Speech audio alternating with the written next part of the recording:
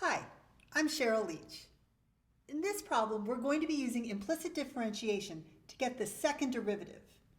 Now, the second derivative is the derivative of the derivative. So, to begin, we need to find dy dx, or the first derivative. I'm going to do that implicitly. So when I differentiate both sides of this equation, I'm going to have 2x plus 2y dy dx. And the derivative of the right-hand side is 0. To solve for dy dx, I'm going to collect all the dy dx terms on one side, which means I need to subtract the 2x from both sides. So I have 2y dy dx equals minus 2x. And then finally, divide both sides by 2y. So dy dx is minus 2x all over 2y.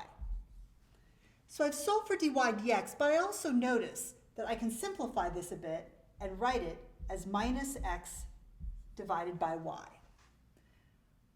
Okay, I have my first derivative. Now I need to take the derivative of the derivative. So for my second derivative,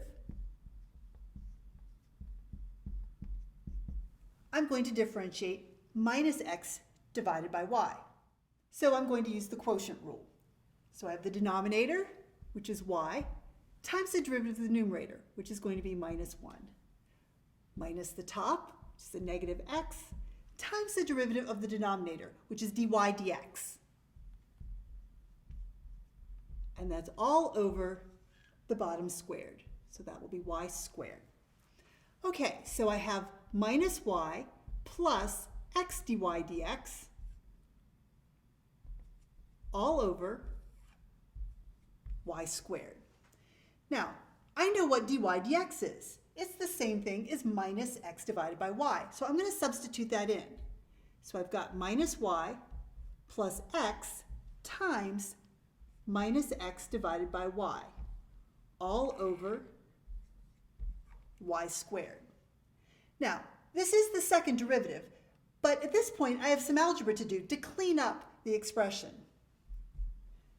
All right, so my numerator is going to be minus y minus x squared divided by y, all over y squared. I have a compound fraction, so I'm going to get a common denominator in the numerator,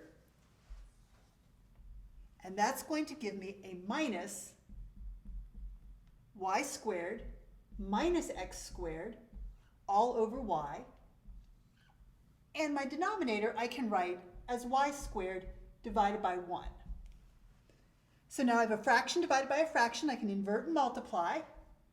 Minus y squared minus x squared all over y times 1 over y squared. I'll go ahead and factor minus 1 out of that numerator. So I have minus the quantity y squared plus x squared all over y cubed. And now I have my second derivative and it's simplified. I hope that was helpful. Thanks.